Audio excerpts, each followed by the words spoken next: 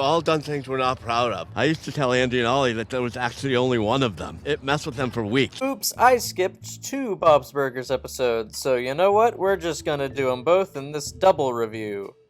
Yeah, the Pick Loette is definitely the most normal episode of season 14 so far, not really having any experimental elements or weird framing device or anything. It's just a straight up classic feeling Bob's Burgers episode, and it's extra classic feeling because this is easily their raunchiest episode in years. Like, the last time we had an episode filled with this many dirty jokes and silly concepts that are also, like, extremely inappropriate for young viewers was, like, Season 8? I don't know, it was a throwback. So I know Bob's Burgers is like typically a pretty family show, but if you watch it with the kiddos, don't watch this one with them. It's a very funny episode, but like, not for them, you know? Yeah. So what do I have to say about this episode? Not much, hahaha. Gretchen is one of my least favorite characters in the entire series, but she wasn't horrible this episode. I liked her relationship with her sister. There were a lot of sweet moments there. I don't know, the main plot was like, fine, Pickles is a location that exists, and that's continuity, so I like continuity. The 3rd grade teacher who goes with them on the bachelorette party tour thing is really funny. I liked her a lot. The subplot with Tina, Jean, and Louise sure was okay. The absurdity of the Tea Party performance is so funny that it made me laugh, which is what jokes typically do. The funniest parts of the episode were the brief cameos from Nat and Jen. Jen teaching night school is really, really funny for some reason. There's really not as much to analyze here as there was with the first 2 episodes of the season, so yeah, I don't have much to say. Hopefully it's understandable why I skipped out on this one. Running Down a Gene, on the other hand, I feel like I have a little more to say about. Gene, very easily my least favorite main character, just because usually his episodes do not interest me because Gene himself is not a very interesting character.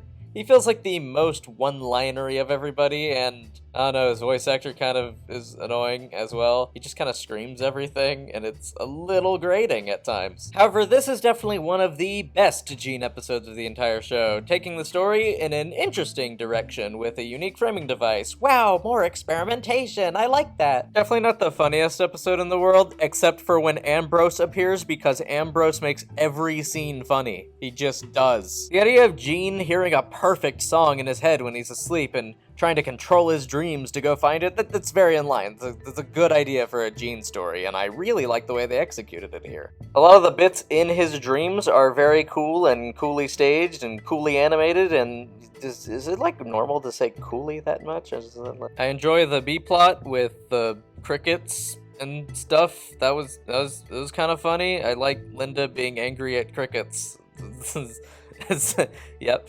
I love the payoff that when Gene finally does get the song, it freaking sucks because things only make sense in dreams when you're dreaming. Saturday is when the week is done and you wanna have some fun. Saturday is the day that comes before Sunday, but it's still full of sun and you heat your buns in the sun. You heat your buns in the sun. You heat your buns in the sun.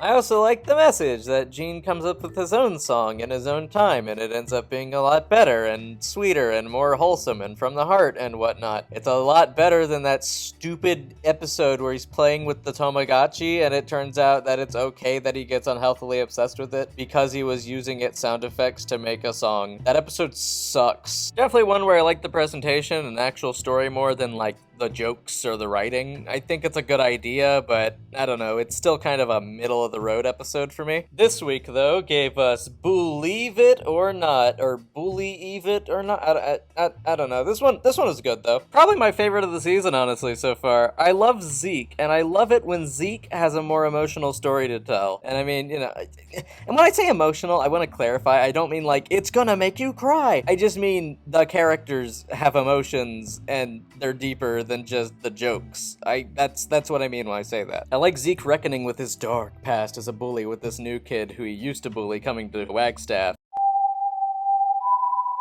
I like the ending, I like Zeke's whole character arc, I like the fact that it causes beef with Jimmy Jr. because Zeke was a crappy lad who made fun of this dude's lisp. What the heck? Why would anyone do that?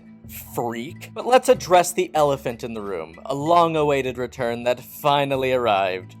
Trev. Okay, no, seriously though, Trev is one of the funniest characters in the whole show. Just zip it. Okay, zipping. Unzipping. Like, every line from Trev in this episode is comedy gold. I missed him. No, but seriously, Jimmy Pesto's back with a new voice actor in tow, and he does a pretty good job. I mean, you can definitely tell, like, it's not like a spotless impression or anything, but I do think he captures the same energy, and his delivery is good. He sounds close enough. All I know is that from a story perspective, I missed the rivalry between Bob and Pesto a lot, so it was very nice to see him again. Yeah, I don't know. I really liked this one. I don't have much else to say, though. 3 episodes that definitely didn't warrant full videos, but I thought I should talk about them anyway as I continue my quest to become the king of Bob's Burgers on YouTube. Next week is the Halloween special, a little late this year, huh? And it looks like it's gonna be more of a homage Halloween special, like it's not gonna take place on Halloween, just be a spookier episode. Very much looking forward to it. Looks like it's gonna be fish odor focused. Shameless plug because these videos typically get a lot of views. Watch me jinx it by saying that. But anyway, go watch the Disney Park video. I worked really hard in it and I'm really proud of it and you should watch it. Okay, bye.